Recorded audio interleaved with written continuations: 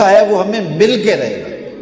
شیخ Saadi Shirazi فرماتے ہیں یہ کبھی نہیں ہوتا کہ مقدر کا لکھا نہ ملے، ہمارے اوپر صرف کوشش کرنا ہے۔ انہوں نے بڑی خوبصورت مثال دی کہ ایک بندہ جا رہا تھا جنگل میں، تو اس نے دیکھا کہ ایک لومڑی ہے جس کے پاؤں بھی کٹے ہیں، ہاتھ بھی کٹے ہوئے۔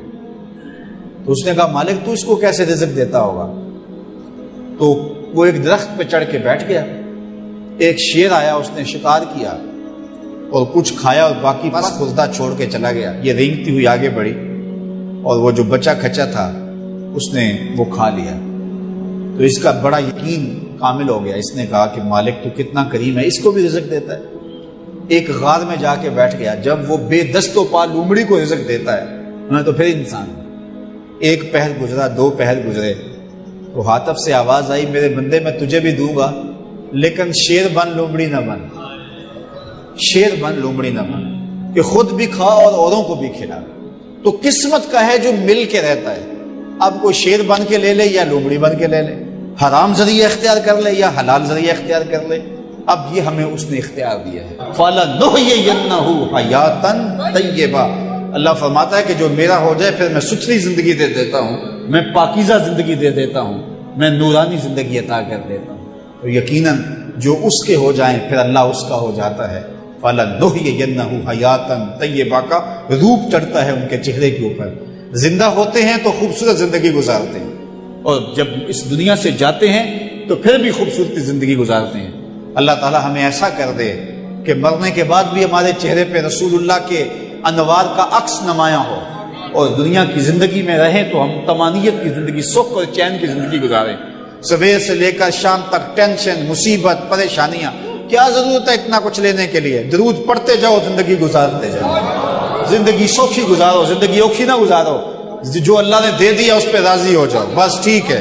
اگر کوئی لوگ تمہیں گالیاں دیتے ہیں، برا کہتے ہیں، کوئی بات نہیں، بلیا لوکی تینوں کافر کافر آکڑ، تو آہو آہو آ۔ کوئی تکلیفیں دیتا ہے پھر بھی پریشان نہ ہو، رزق تھوڑا ہے تب بھی پریشان نہ ہو، زیادہ ہے پھر بھی ٹینشن نہ لو۔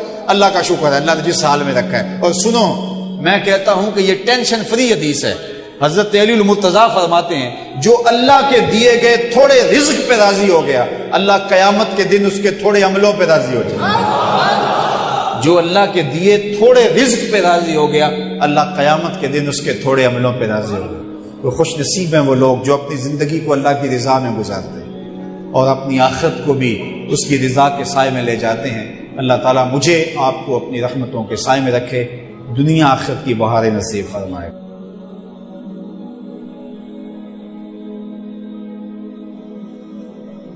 اگر آپ چاہیں کہ ہمارا رزق بابرکت ہو، کشادہ ہو، وسیع ہو، حلال ہو، طیب ہو، طاہر ہو، ہمیں سکون دینے والا ہو، طمانیت بخش ہو، اور اس سے ہمارا حساب بھی نہ ہو، تو مجھے اگر آپ پوچھیں گے تو میں آپ کے سامنے سورہ آراف کی یہ آیت رکھوں گا کہ اللہ تعالیٰ ارشاد فرماتا ہے اگر بستی کے لوگ ایمان لاتے اور تقوی اختیار کرتے تو ہم آسمان اور زمین سے ان پر برکتوں کا نزول فرماتے۔ ایمان اور تقوی سے برکات کا نزول ہوتا ہے، اور تھوڑا رزق بھی جب اپنے دامن میں برکت رکھتا ہے تو ضروریات کا کفیل ہوتا ہے، اور پھر اللہ تعالیٰ چاہے تو زیادہ بھی دے اور بابرکت بھی عطا کرے۔ تو یہ نصیب ہوتا ہے اللہ پر ایمان لانے سے۔ اور پھر سورہ الطلاق میں ارشاد فرمایا جو اللہ سے ڈرے اللہ اس کے لیے راستہ نکالتا ہے، اور پھر اس کو وہاں سے رزق دیتا ہے جہاں سے اس کو گمان بھی نہ ہو، اور جو اللہ پہ بھروسہ کرے اللہ اس کے لیے کافی ہوتا ہے۔ استغفار کرنے سے مال میں اضافہ ہوتا ہے۔ مال میں اضافے کے لیے ایک اور وظیفہ سورہ ابراہیم میں ہمیں دیا گیا، اور وہ کیا ہے؟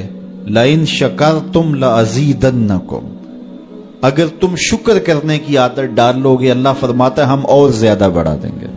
اللہ تعالیٰ جل شانہ کی راہ میں خرچ کرنے سے مال بڑھتا ہے۔ یہ سورہ سبا کے اندر ارشاد فرمایا کہ جو تم خرچ کرو تو اللہ اس کے بدلے میں تمہیں اور عطا کر دے گا، اور وہ بہتر رزق دینے والا ہے۔ آقا کریم نے فرمایا کہ میں قسم اٹھا کے کہتا ہوں کہ صدقے سے مال کم نہیں ہوتا، اللہ صدقے سے مال کو برکت دیتا ہے، مال میں اضافہ ہوتا ہے۔ ایک اور وظیفہ ہے جس کو کرنے سے رزق میں برکت ہوتی ہے۔ اللہ فرماتا ہے تم نکاح کرو، تم فقیر ہو وہ تمہیں غنی کر دے گا۔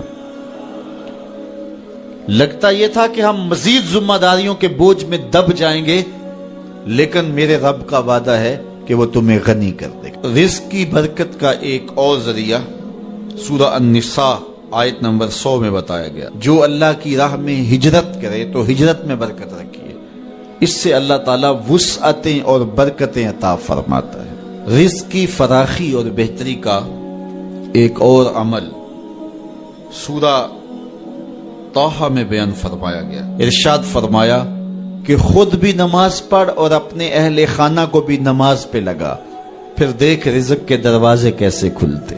رسول کریم صلی اللہ علیہ وسلم نے ارشاد فرمایا جو یہ چاہتا ہے کہ اس کے رزق میں برکت ہو اور اس کی عمر میں برکت ہو، وہ رشتہ داروں کے ساتھ سلوک اچھا کرے۔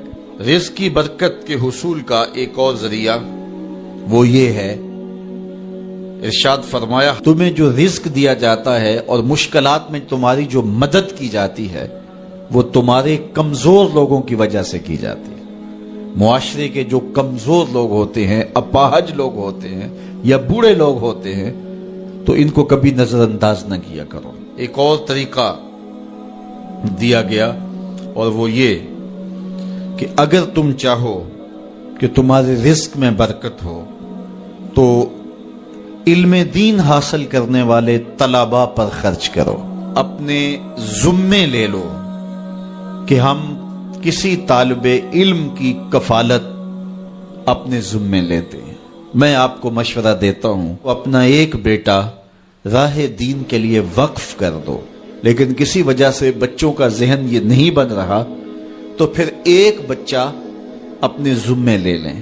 وہ اگر پڑھ گیا تو اس کی برکتیں صدقہ جاریہ کے طور پہ بھی تمہیں نصیب ہوں گی، اور ہو سکتا ہے کہ اس کے صدقے سے اللہ تعالیٰ آپ کے رزق میں برکتیں عطا فرما دے۔ تو جو طلباء پہ خرچ کرتا ہے اللہ اس کی بہت مدد کرتا ہے۔ ایک روایت میں آتا ہے جس نے کسی دین کے خادم طالب علم کی مدد کی ٹوٹے ہوئے قلم کے ساتھ یا کاغذ کے ایک ٹکڑے کے ہی ساتھ، وہ ایسا ہے جس طرح اللہ کے گھر کعبے کی 70 بار تعمیر کی ہے۔